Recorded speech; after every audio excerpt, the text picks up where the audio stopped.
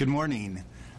My name is Jim Bennett. I'm the director of the Department of Human Rights, and I chair the Illinois Commission on Discrimination and Hate Crimes.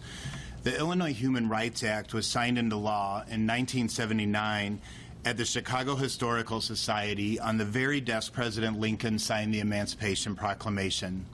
Through Illinoisans' strong values and unwavering integrity, our state remains a trailblazer in protecting the dignity and equality of every person who calls this state home. Now the Illinois Human Rights Act is one of the most comprehensive and evolving frameworks of civil and human rights protections in our nation. And to be clear, it includes everyone. Our governor has always led on civil rights. In my tenure, he has positioned Illinois as a leader in human rights protections and has expanded protected classes under the Act to meet the challenges of our time, of this time. In 2021, the Commission on Discrimination and Hate Crimes was reestablished and placed under the umbrella of the Department of Human Rights to address, understand, respond to, and prevent the sharp rise in hate. We're national leaders in those issues now as well. And now as we witness our own federal government trample on human rights, creating fear for our neighbors and our families as they go to work or school or church, even to take their sick child to a hospital, champions of human rights have a moral obligation to take action. The Human Rights Act guarantees that every person in Illinois, regardless of immigration status, have the right to live free from harassment, violence, and discrimination.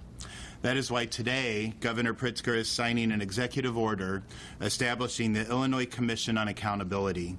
And this commission, housed within the Illinois Department of Human Rights, will have the administrative and leadership support it needs to succeed, because this is fundamentally a human rights crisis.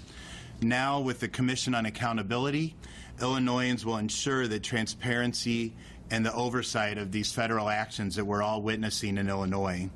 This is about protecting human rights and restoring trust between law enforcement and the communities that they serve. This is about standing up for Illinois values when federal leadership has abandoned the American principles that all of us hold dear. And it is now my honor to introduce a governor who has never wavered in protecting the people in the land of Lincoln, our Governor, J.B. Pritzker.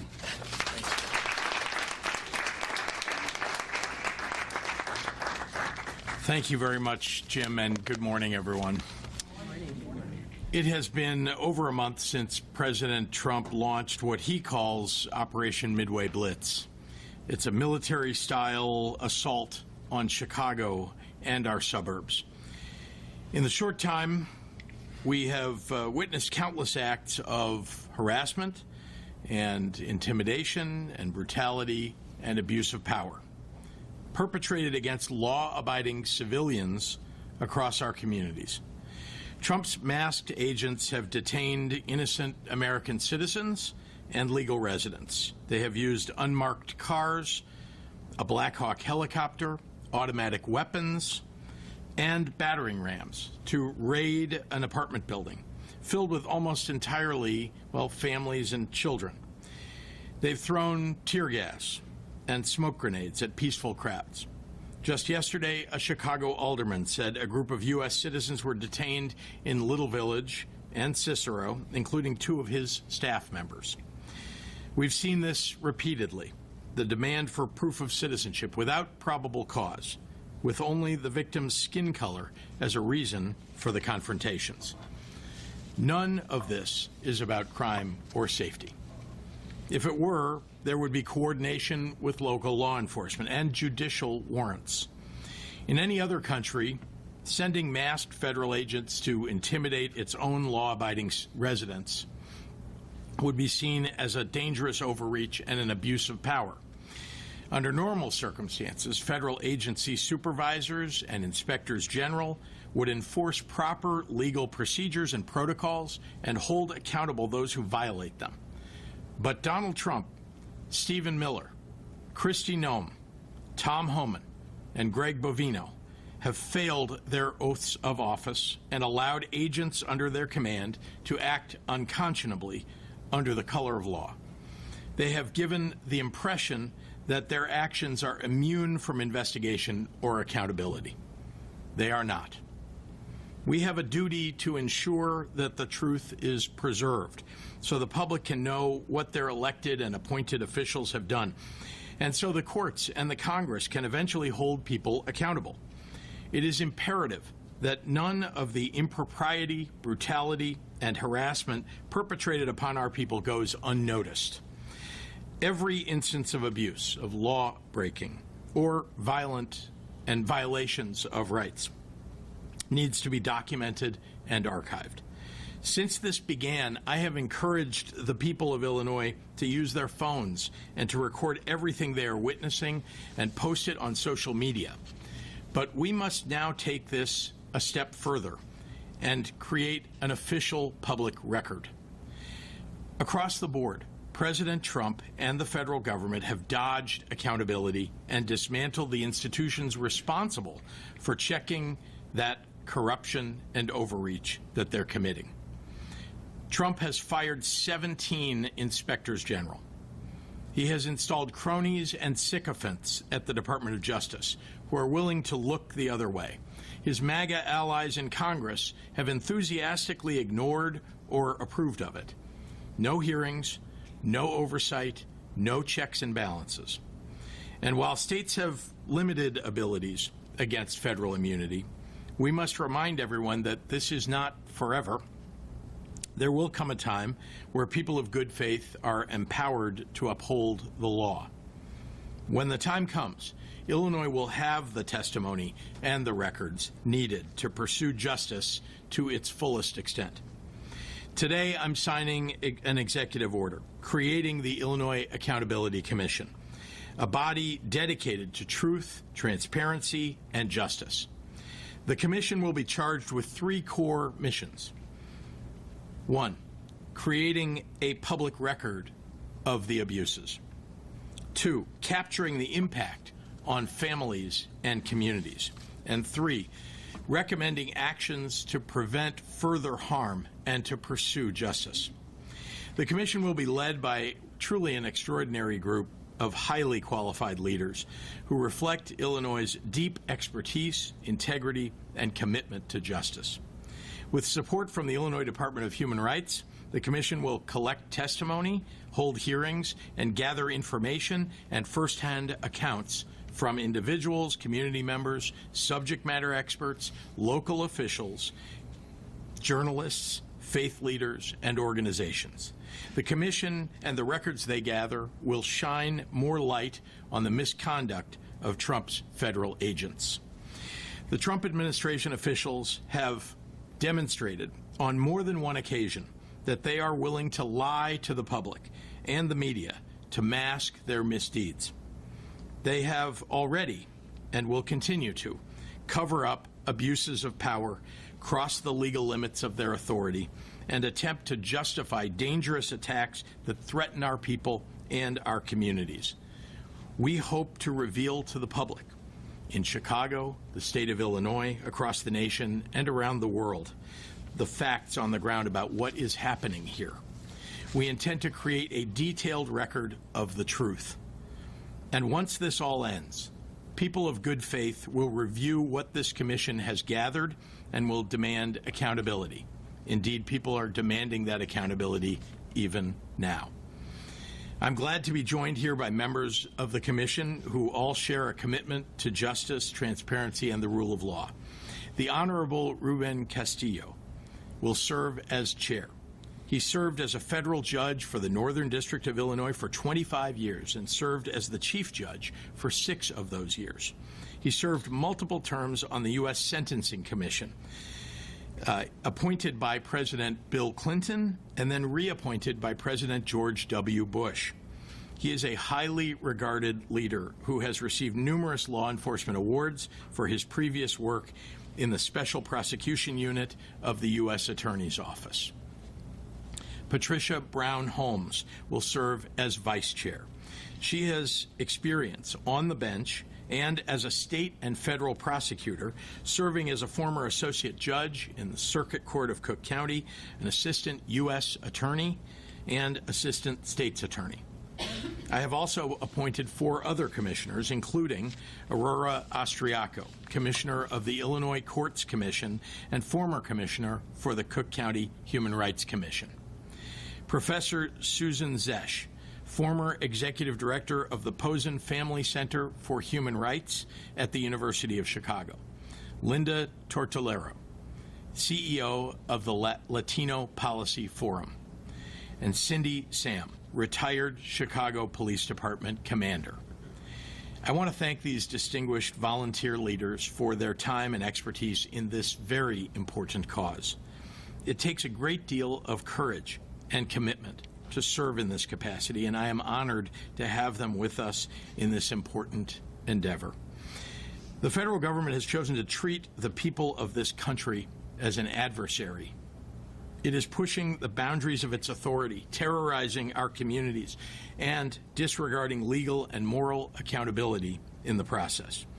We will not meet intimidation with fear. We will meet it with truth. We can either let these abuses become our new normal and abandon the rule of law and our democratic values, or we can pursue real justice and accountability and transparency. We can do the work so those who break the law are held to account, so this chaos will stop, and so nothing like it ever happens again.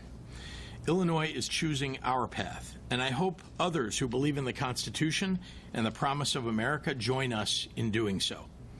The Commission has been tasked with finding opportunities to solicit information and allow the public to share testimony. To that end, I want to encourage all Illinoisans who have witnessed or experienced concerning conduct by federal agents to stay tuned at www.ilac.illinois.gov. I'm going to say that one more time, www.ilac.illinois.gov. Stay tuned there for details in the days and weeks ahead.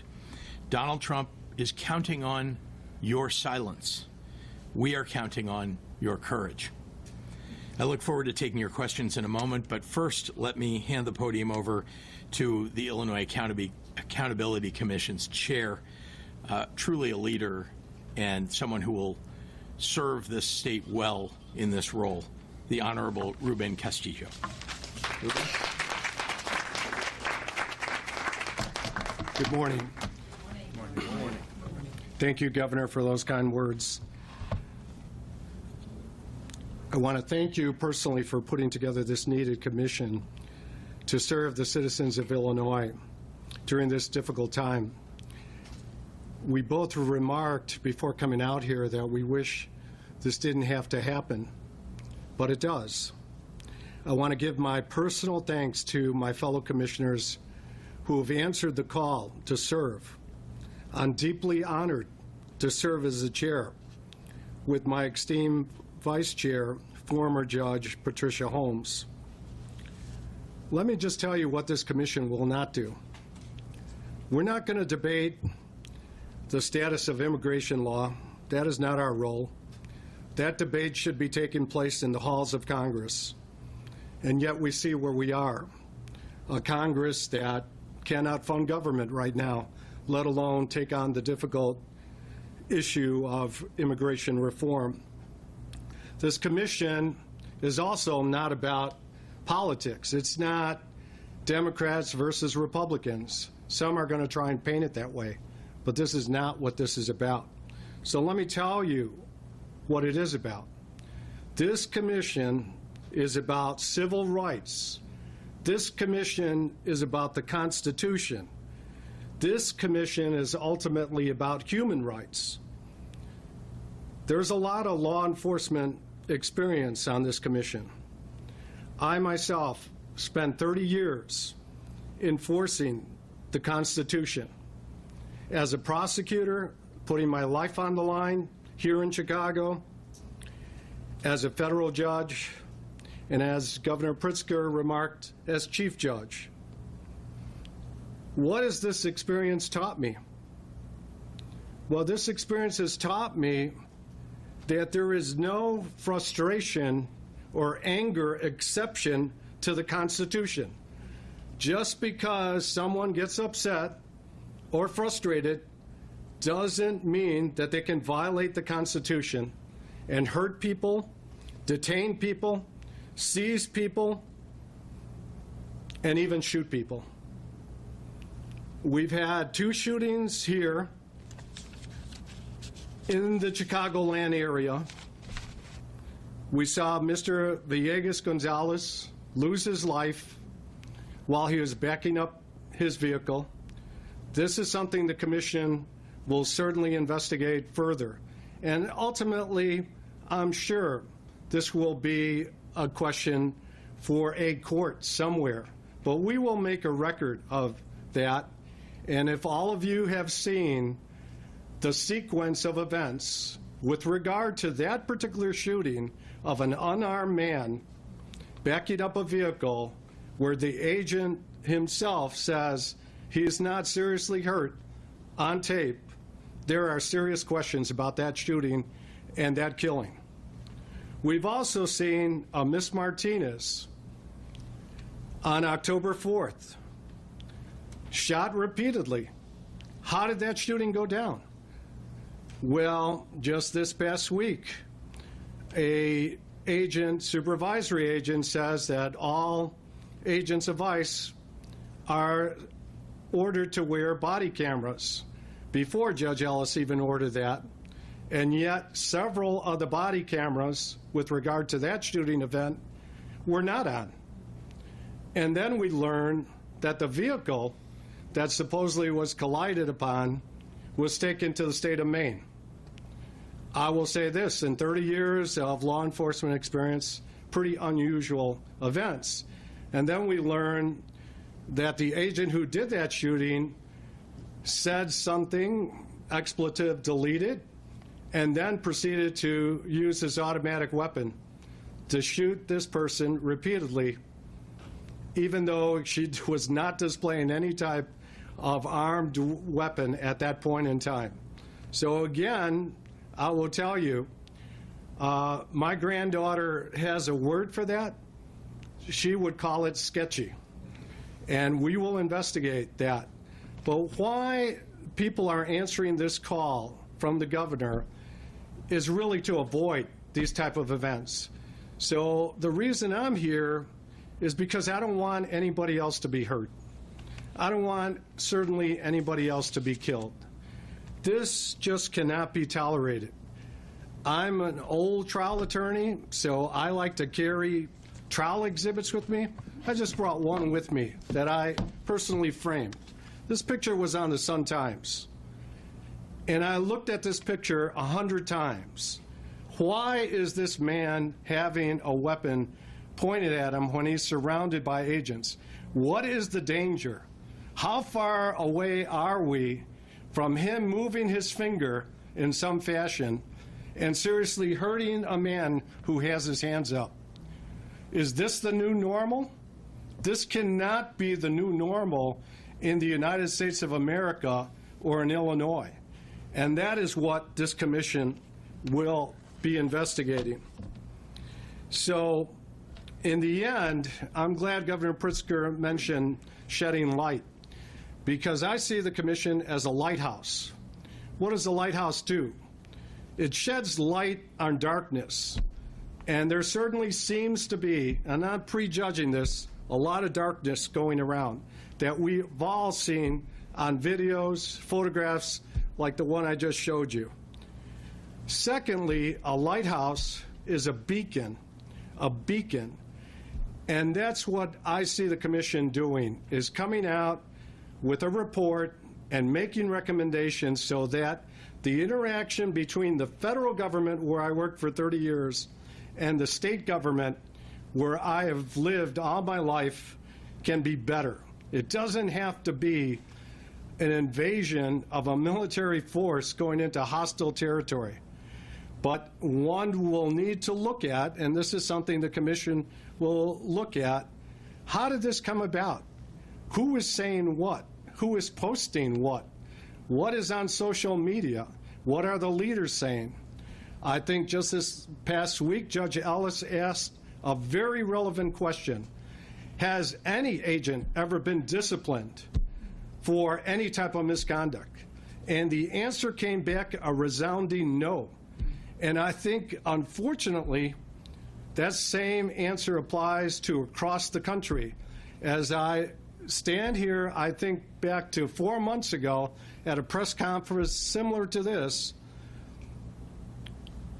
a senator, a U.S. senator, got up and tried to ask a question and was shoved to the floor.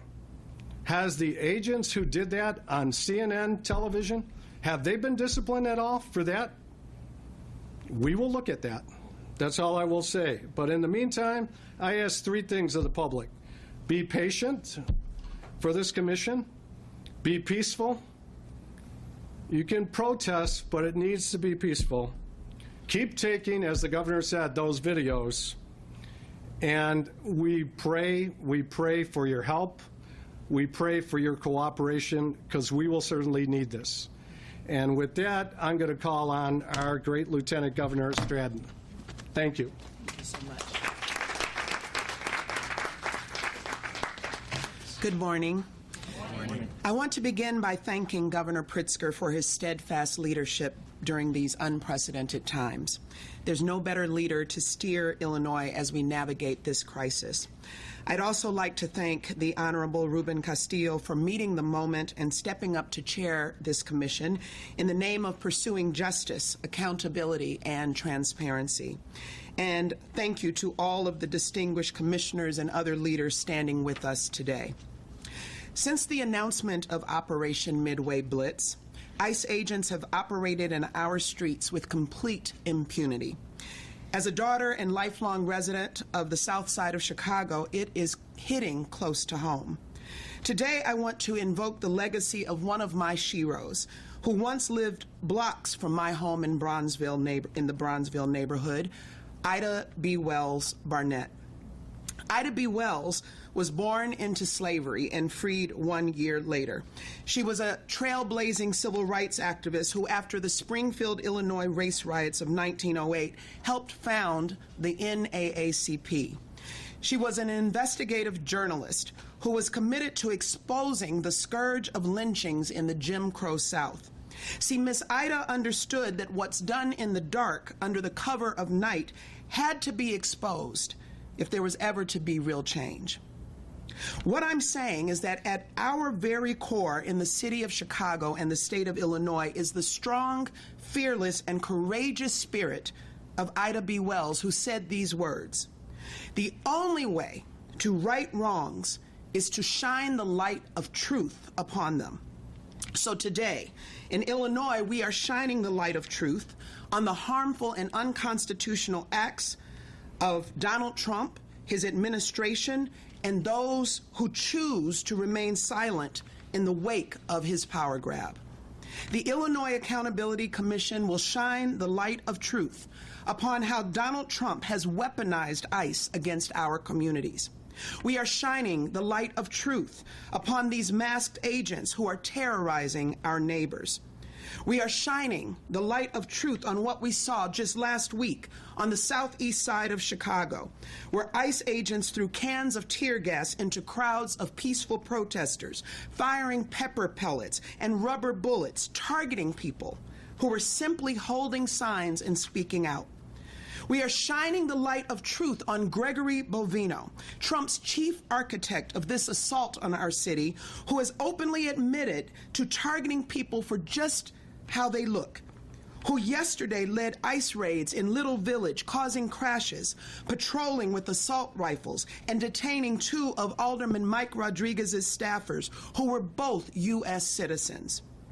And yes, we are shining a light on the death of Silverio Villegas Gonzalez, a father of two young children, who returned to Mexico in a wooden box after being shot and killed by ICE agents. It's shameful. This is not law enforcement. This is not public safety. This is state-sanctioned cruelty without accountability. And the state of Illinois will not let this continue in darkness. Like Ida B. Wells implored us to do, we will shine a light on all of these wrongs. By the way, there's one more truth that I'm convinced will come out through the work of this commission, and that is the truth that there are far too many who continue to remain silent as they see our very democracy being dismantled piece by piece. Those who are watching the destruction happening in this country and not finding 1 ounce of courage to speak up. Now is the time for all of us to speak with moral clarity and say enough is enough. As you've heard, due process is not a political issue. Constitutional rights are not optional. Again, it is time to say enough is enough. When this administration seeks to dismantle the institutions that were built to hold power accountable, when it weaponizes those very institutions against the most vulnerable among us, it falls on us, the people and the states, to step up, and that is exactly what Illinois is doing. As far as we're concerned, one day there will, in fact, be accountability. Because no matter how dark the times, Illinois will never forget who we are or what this nation was meant to stand for. Thank you, and with that, I'd now like to introduce the Honorable Patricia Brown Holmes, a former state and federal prosecutor who will serve as chair on this commission.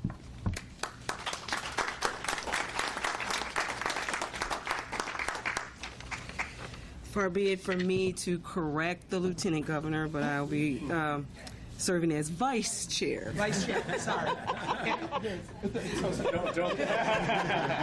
Vice Chair.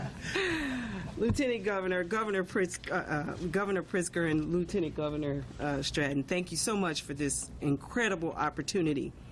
I'm honored to be vice chair of this commission alongside my friend and former Chief Judge Ruben Castillo.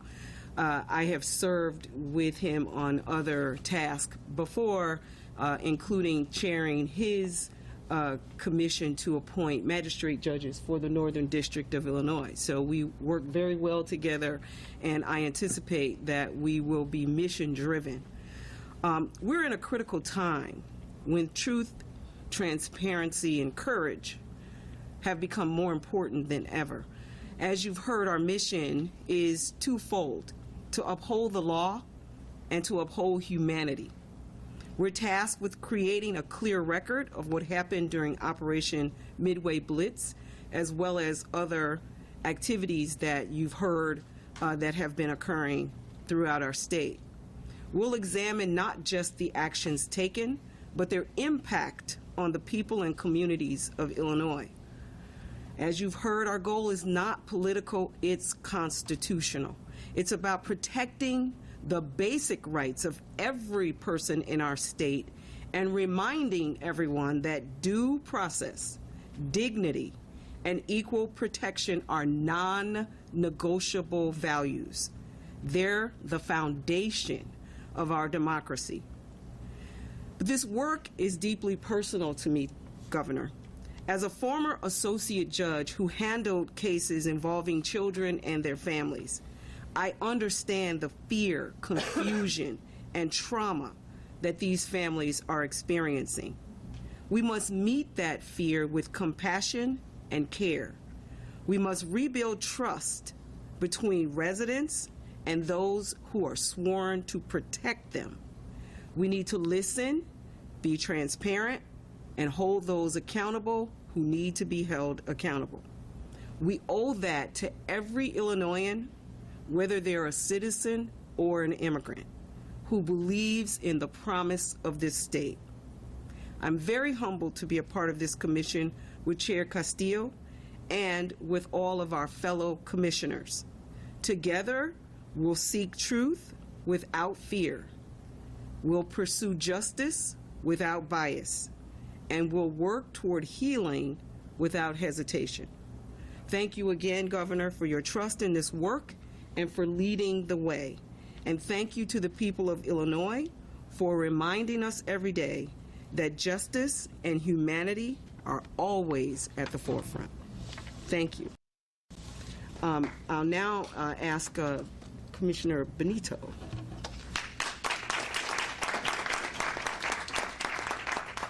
Good morning, everyone. My name is Lawrence Benito. I'm the Executive Director of the Illinois Coalition for Immigrant and Refugee Rights. Since 2011, ICR has operated the Family Support Hotline as a way to connect immigrants in Illinois with deportation legal support and provide social service referrals.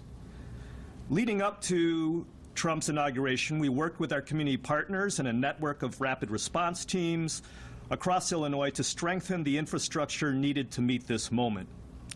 In October alone, we have already received over 8,000 calls, which is our busiest month of the year, with 1 week still yet to go.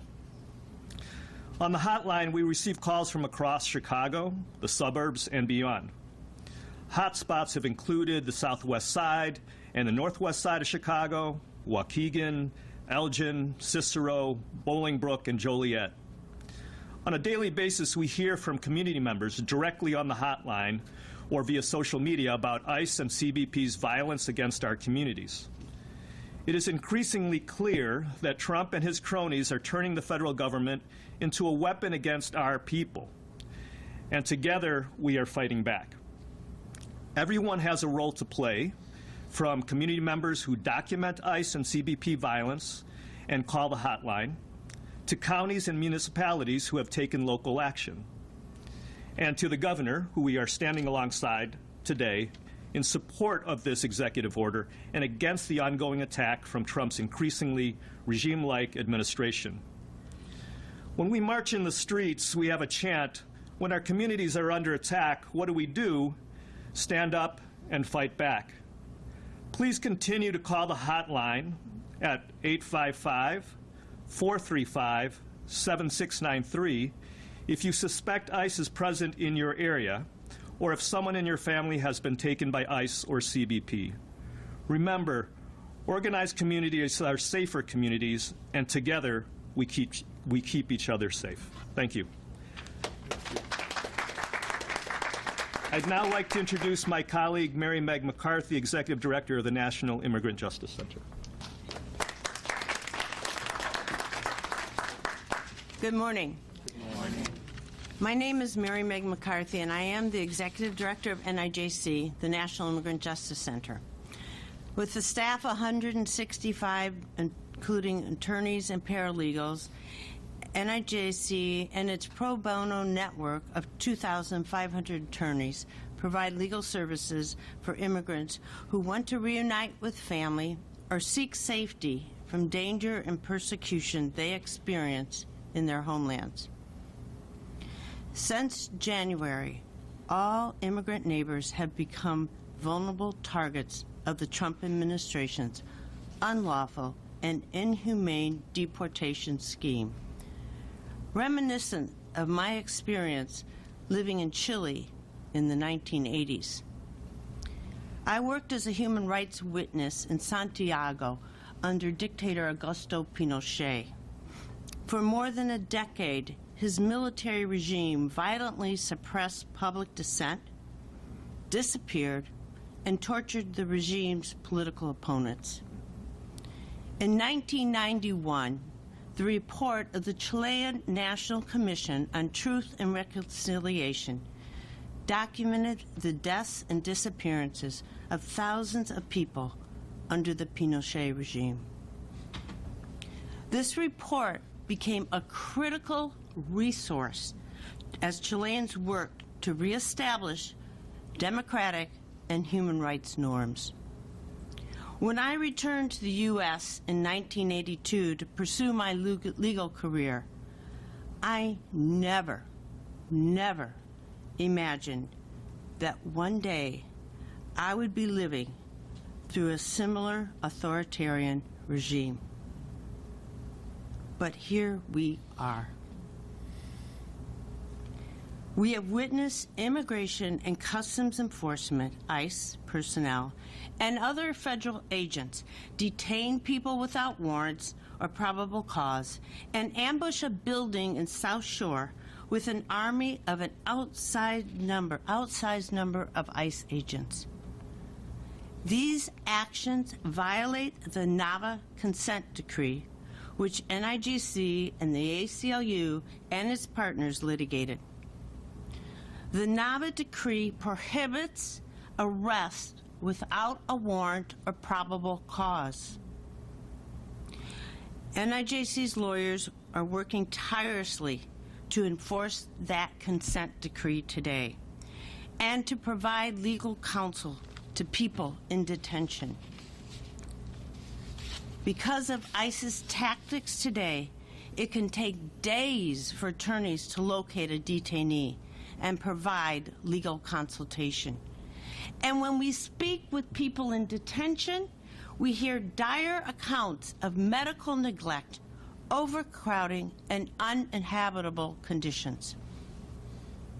With today's executive order, Governor Pritzker is once again standing for the very principles that make this a great country. The executive order will protect the rule of law. I believe that the Commission will become an invaluable resource in America's quest for justice and durable human rights protections.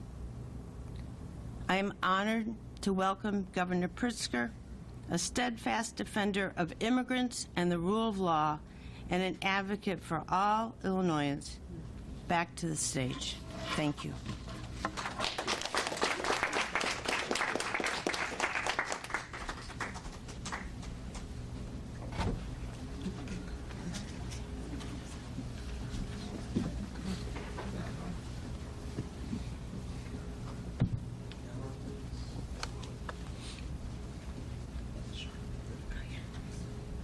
Can't see. Down in front. Down in front.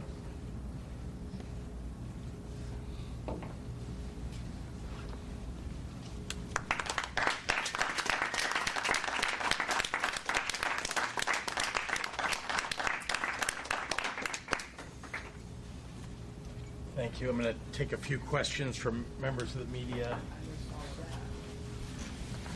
Shia, we'll start with Shia. Two, one on topic, one off topic. Okay. On topic, you mentioned that this information will be gathered and presented to people in good faith. Does that mean the Illinois Attorney General is going to wait until there could be? We'll issue a report publicly. There's a deadline in January for a report, so there'll be hearings, meetings, et cetera, between now and then, and a final report in January. And then separately, can you tell me what you have said to Hakeem Jeffries, who really wants to see Illinois move to redistrict congressional seats?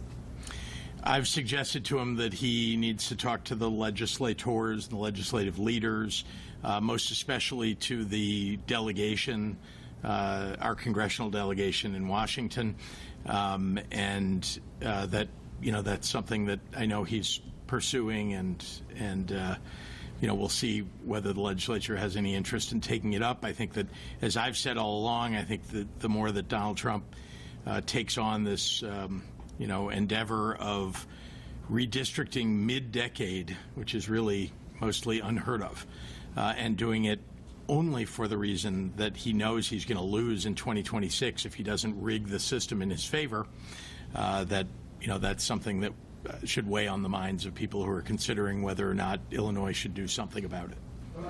Yes. Raymond Lopez sent a letter to the president offering a sort of compromise, a path forward for undocumented people to have legal, but then also kind of a push to the Trump administration to only really focus on those most violent offenders. Would you consider starting a dialogue with the president, instead of exchanging insults, maybe starting a dialogue to use that letter as a possible way forward? Well, I have advocated for a long time for comprehensive immigration reform. We need a way to address the challenges of immigration in this country. We haven't addressed it for 40-plus years. And the result is that we have laws that are disjointed, that allow ICE agents to issue their own detainer orders. I mean, that's not heard of on the streets of the United States. You don't have police issuing their own detainer orders. They get a warrant, and then they go pick somebody up based on that warrant. This is not what happens with ICE, so that because of the failure of those laws. So I absolutely, and I have been very clear about what my views are about that. So have, by the way, many, many Democrats who believe that we need to to secure our border. I mean, you don't have a country if you don't have a secure border, and make sure that people who are in this country, who are law-abiding, who are holding down jobs, who are paying taxes, who are our good friends and neighbors, good people, that they have a chance to stay in this country, whatever status they're given, but they have a chance to be in this country, maybe even to become U.S. citizens. Would you consider actually trying to talk to the I'm always open to a conversation with the president. I will say that, you know, when he does things like threatens to jail the mayor of Chicago, the governor of Illinois, the governor of California, et cetera, it makes it all the more difficult. So, yes. Hi, Olivia. In your remarks just now, you said that there will be recommendations for actions to be taken after this. What sort of enforcement do you see this eventually maybe leading to? Like, what teeth could this commission eventually have? Well, right now, what I would suggest to you is that we're seeing the judiciary as the check and balance because the Congress is unwilling. So we need the judiciary to step up. And indeed, I would argue that some of the judges really are doing the right thing based upon the cases that have been brought to them. There will be more cases brought to them, in part because of the information that this commission will gather, I'm sure.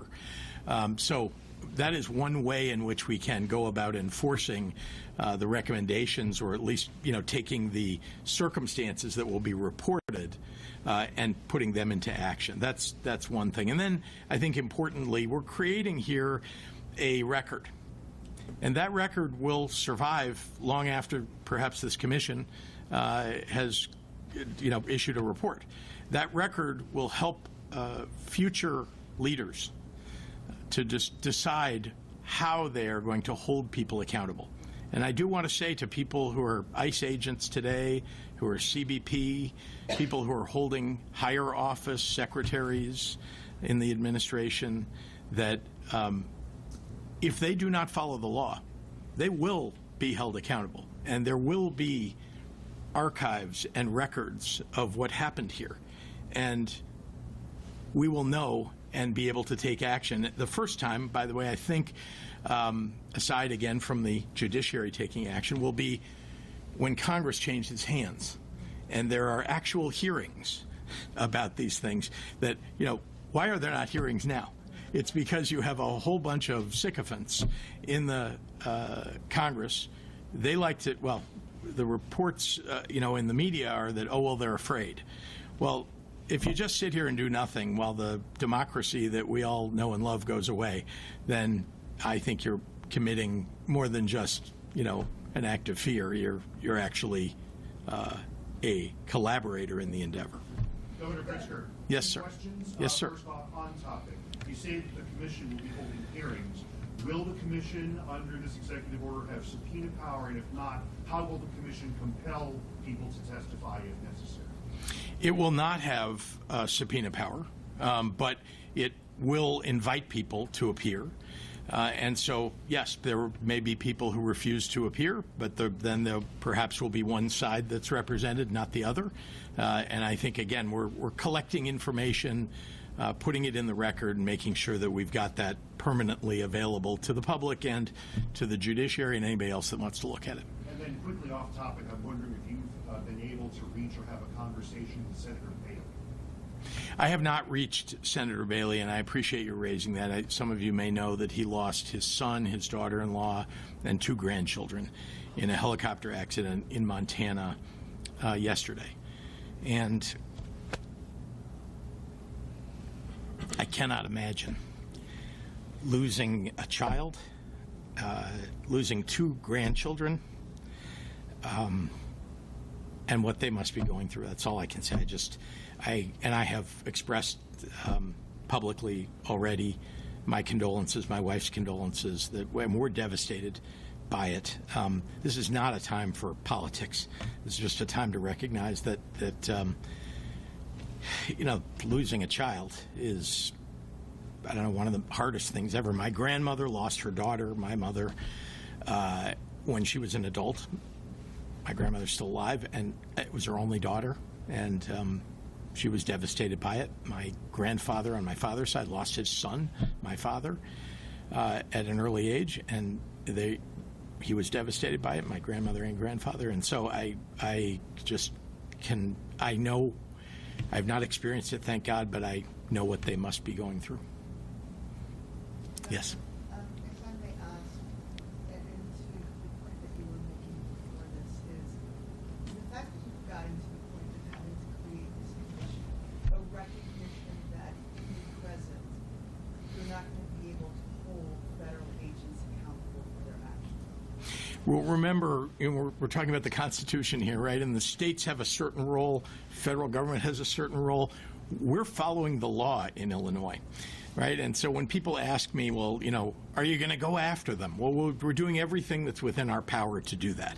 In the end, you need people in the federal government, because remember, these agents theoretically have federal immunity, except, of course, with regard to their superiors, the inspectors general, the agencies that they work for. If those leaders are unwilling to hold people accountable, and remember, we have a president of the United States who pardoned all the people who committed the crimes on January 6th. And that's just one example of the kind of, disregard for the law that this administration demonstrates. That when you have an administration like that, we have to take things, very seriously at the state level and look forward to a moment when the judiciary will act. And we've done that, by the way. We've taken these cases to court. I want to commend the Attorney General of our state, who's done just a superior job in defending people's rights. There's more to do, and he's going after it. We are going after it in every way that we possibly can. That's the accountability and the record, and I'm pointing at the leaders, but all of the members of this commission. The record that they are going to create and that the people who come forward will create will allow accountability to be had. Yes?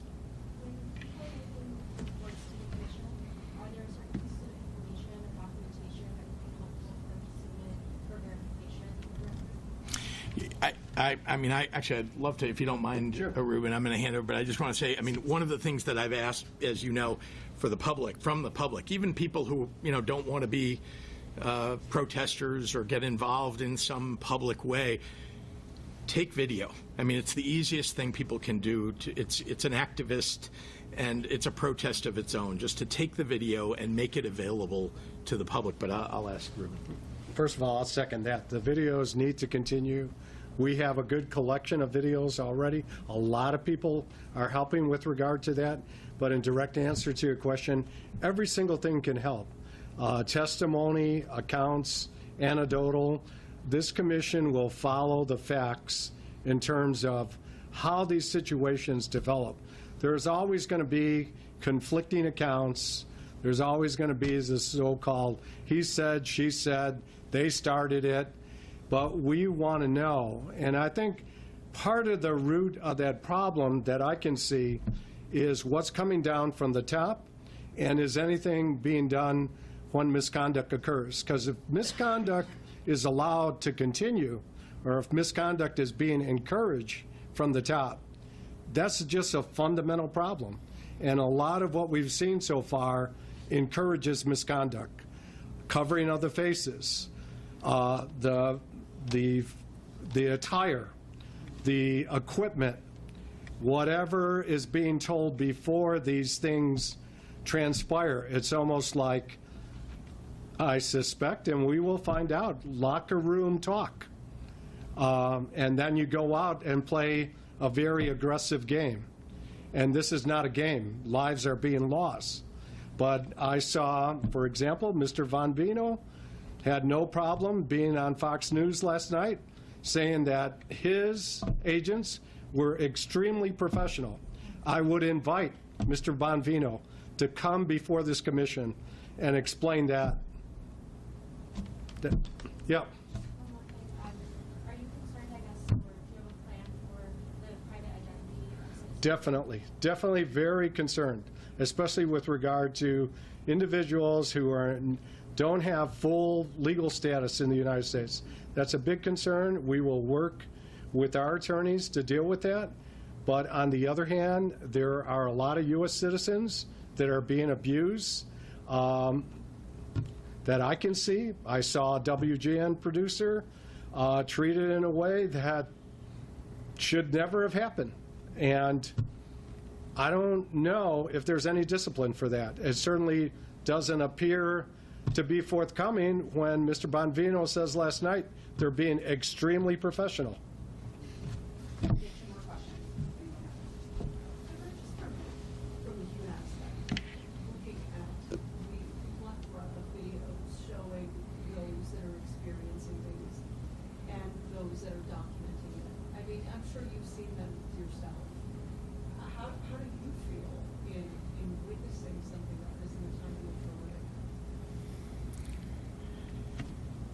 There's an expression that originated with Martin Luther King Jr., and it's, that the arc of the moral universe is long, but it bends toward justice. It doesn't feel in this moment like it's bending toward justice.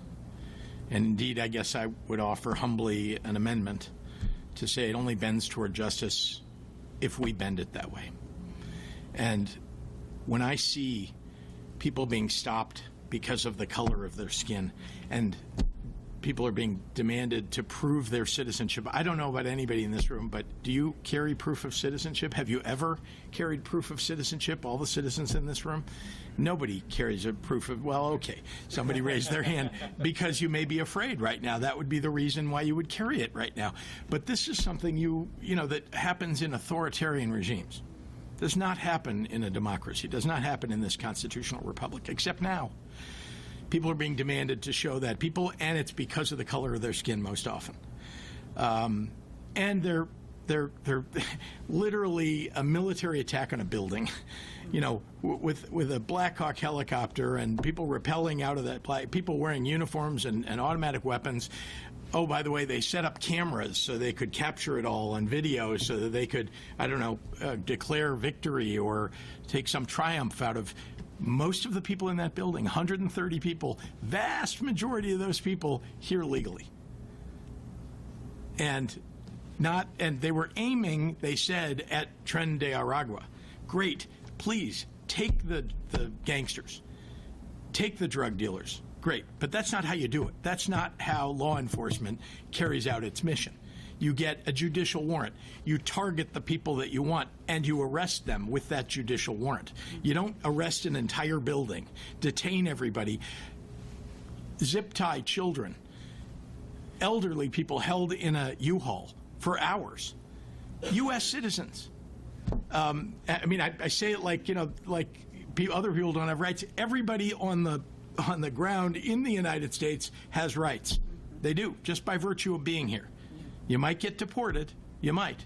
But while you're here, you deserve due process, probable cause, all the rights that Patricia mentioned. These are, I am angry because this is not the country that I want for us. This is not the country that any of us thought that we were living in. And yet, here it is, 9 months into an administration. We are having to have millions of people stand up and declare no kings. And we've had to do things like create the judge was saying, before we walked out here, wish we didn't have to do this. I said that to him. I wish we didn't have to do this. Can you imagine that we have to do this in this country? A commission on accountability for the things that ICE is doing. So I'm quite upset about it. As you know, I'm taking as much action as I possibly can. And I just won't stand for it, and I will in every way stand in the way of people's rights being abridged in this country, and especially in this state.